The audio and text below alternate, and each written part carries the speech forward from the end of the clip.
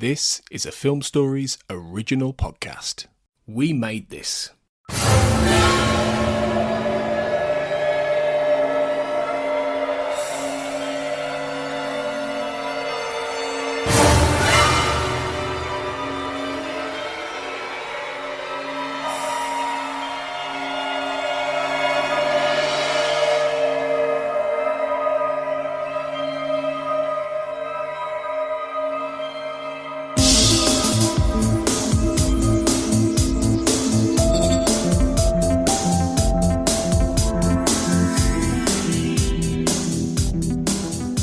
Hello and welcome to the X-Cast. The truth is in here. This is our special Fight the Future Minute podcast. I'm Russ Hugo, and you're listening to our coverage of minute 62 of the X-Files, Fight the Future. This minute begins at 101 and then ends at 101:59, and we see the car arrive on the cliff, and they see the magical domes and descend into the desert valley. To discuss this minute, I am joined by Katie Doe. How goes life? Hi, Russ. It's pretty good. We're having a little bit of a heat wave right now, so I'm a little warm. But otherwise, it's okay. Well, I hope, do you have air conditioning? Is it pretty common over there? It is, but not in this house. So. Okay. Oh, that's unfortunate. Yeah, that's the thing is up in the Pacific Northwest, and if we get a heat wave, most restaurants don't even have air conditioning, so we're not prepared. Yeah, that's tough. We're just not. So my point is I'm very sympathetic. I think this is a trend, too, because I was listening to another X-Cast recording where I think Carl and Tony were both talking about their heat wave in Britain. So maybe in England. It's just a podcast thing. Maybe we're all recording when it's really hot. Yeah, and I got a thunderstorm this morning, which is good and ominous. It just is an exciting omen for the podcast to come. This minute here starts off with this is our attempt, because we haven't been able to talk about it, the beautiful car, the classic X-Files rental car, most likely a Lariat, I believe, pulled up with lots of dust. Somebody's going to have to wash that. Mulder and Scully exit the car, and then Scully gets a good serious look over the valley. What do you think about that initial pull in there of the exciting car revving up? We got some good music, lots of dust. Well, it's funny you mentioned the car. Like, it's a really good entrance. I remember it's actually an Oldsmobile, and they had this big tie-in with the movie because they were launching their new model. So I looked it up, and it's the Oldsmobile Intrigue. And I definitely remember, like, commercials and things, like, showing X-Files footage with, like, as an advertisement with this new car. So, like, they showed the Oldsmobile logo a little bit too much in the movie. Like, they were definitely trying to showcase this car. So they, I think they put it through its paces just to show it off. Wow. Yeah. And that also surprises me because that body, I know it's the 90s and I guess a lot of cars had that shape, but it just screams middle of the road Ford. I never would have guessed Oldsmobile. So I mean, it's kind of similar. I wouldn't run out to get nicer. one. Yeah. But if someone handed me one, I wouldn't turn it down. No, you would take it and drive it along a railroad track and out in the desert. I had no idea about the commercials having the footage. That's a fun fact. I definitely remember that, yeah. And it was like always exciting to like, oh, you might get the Oldsmobile commercial with the X-Files footage before the movie came out. Fabulous. Yeah. If you're going to have product placement, at least give us some additional benefits like that. Exactly. So, up next, after they exit the car, we get looks like there's the blue screen, and they're going to just first descend over the cliff. We get body doubles. Most likely. I was going to get your opinion on that, because just to me, the body language, especially for Anderson, seems very different. It seems like a body double. But even though the blue screen is obvious, I think it actually really helps make it punch and feel more cinematic, and that it really separates the distance of the two. I think it's a real effective shot, even if we can notice the technique used. Oh, yeah, it's definitely a blue screen. I actually didn't really notice the use of a double, so it didn't really, I would think I was more busy looking, back towards the canyon, so I wasn't really paying attention to the people, so it didn't really jump out at me. But this is actually where I'm pulling out some fun facts from the Making of the X-Files Fight the Future book by Jodie Duncan, and they actually have a lot of behind the scenes filming info for this scene especially. And so it's not on a soundstage. It's filmed in Soledad Canyon, out in California. But it was a blue screen shot. So they hung giant screens in front of this cliff, but they weren't big enough. So they had the crew painting like extra plywood. They were painting them all blue and like trying to stick them up wherever they could to mat out this shot. So it was tricky. And they said the logistics were difficult. It was, a very narrow canyon. It was hard to light. Yeah. So it sounds tricky to get the shot. And I think it works really well. It looks blue screen-ish, but I think, like you said, the cinematic scope of it, I think it works. And it's not so detailed in the background that you don't really pick it up too much. So I think it looks good. Me too. I enjoy the warmth of some of those old matte effects like that, and I think it's very successful. And the only reason I noticed the body double is when Anderson or Scully's character first slides down, kind of slips a little bit, then catches herself, and the body language just seemed a little bit off. So then I watched it again and I realized, both of them are obscuring their faces pretty well.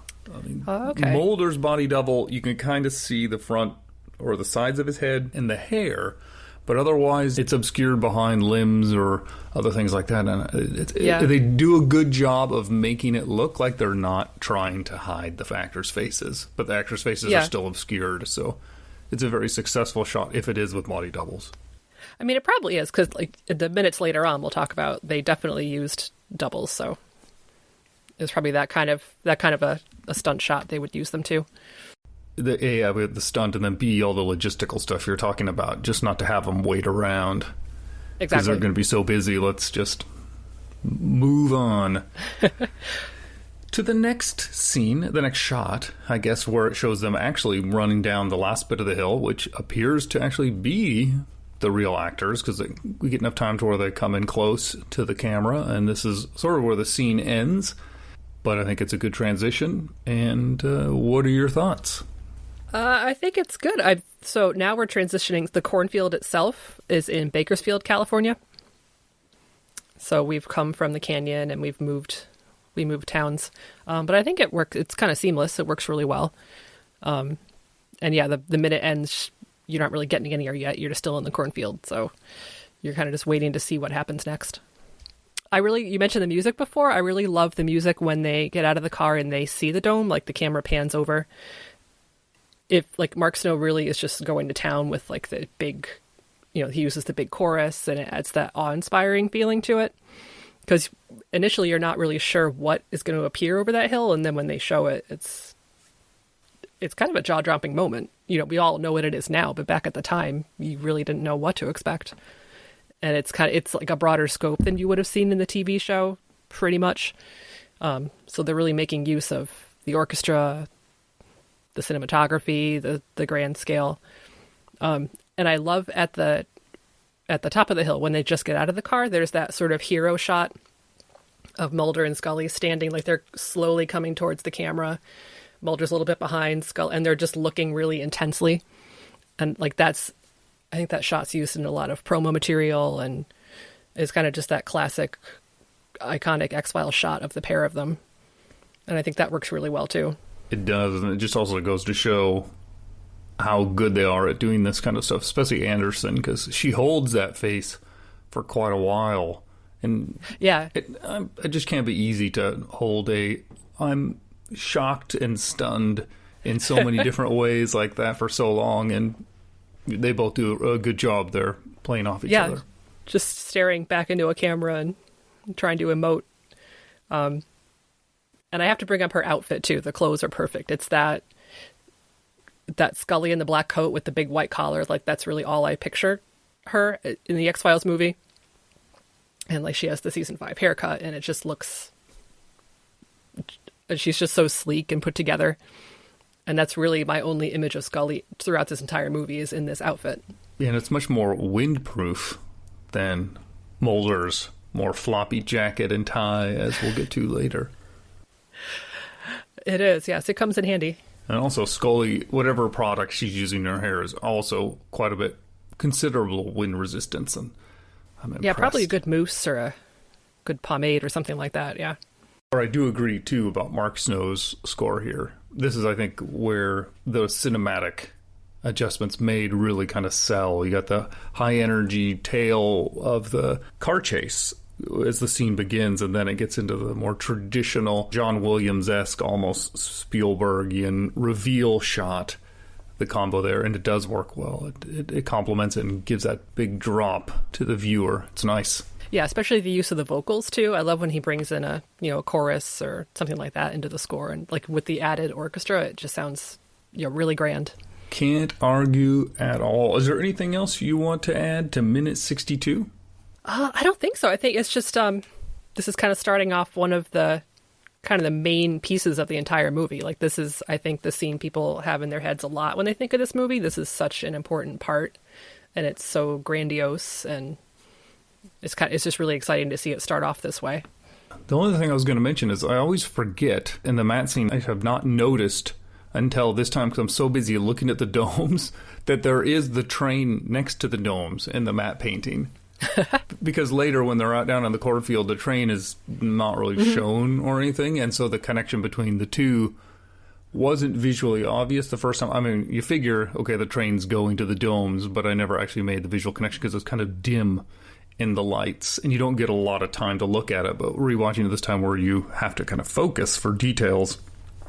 Oh, the train tracks go like that. Okay, and the train's sitting there. Oh. See, that I didn't really notice. I'm watching it on my TV with the DVD, and it's really, really dark, so I actually didn't pick that up.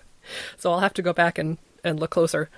If you look at the shot where they're climbing down, and it's with the blue screen, you'll see the train on the right side. They start going down the hill, it pans over, and then you can see the train moving on the right side a little bit. And then Scully is on the left side blocking the domes. Oh, okay. So even better that it's actually a model shot, and then it stops. So and then it just kind of sits there, and there's a light blinking. So I originally thought it was part of the mat, but actually it looks like it is moving a little bit. Oh, see, I saw that light. I just didn't really put together it was the train. I think because it still was really dark. Yeah. Well, okay. We're not alone then. This makes more sense. Yeah.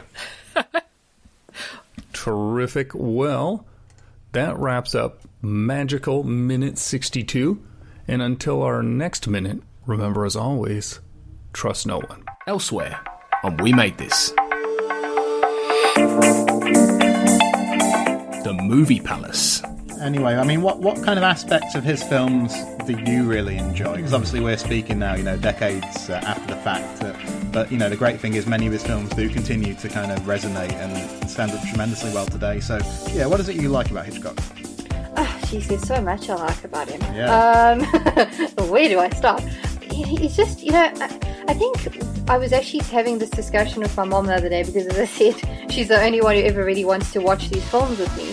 And I said to her, I think what he was particularly great at was showing how small people's lives actually can be, like the minutiae. We played this. There is this disability advocate called Sam Bosworth, who is a really avid gamer, who does talk a lot about accessibility of games and about how people shouldn't be shamed for wanting an easy mode. Yeah. And that shouldn't be a controversial topic in the gaming community.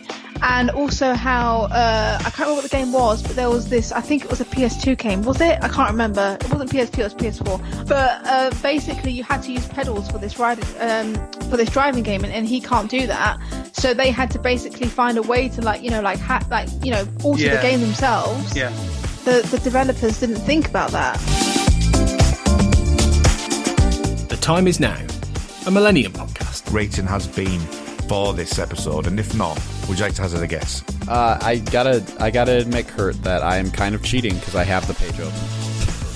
I like that you're only kind of cheating. I like that it's not really cheating.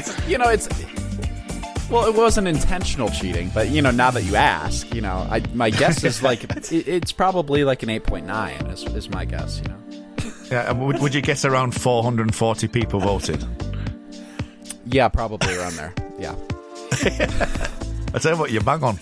It is the best rated episode of Millennium. Check out all of these shows and more on the We Made This podcast network.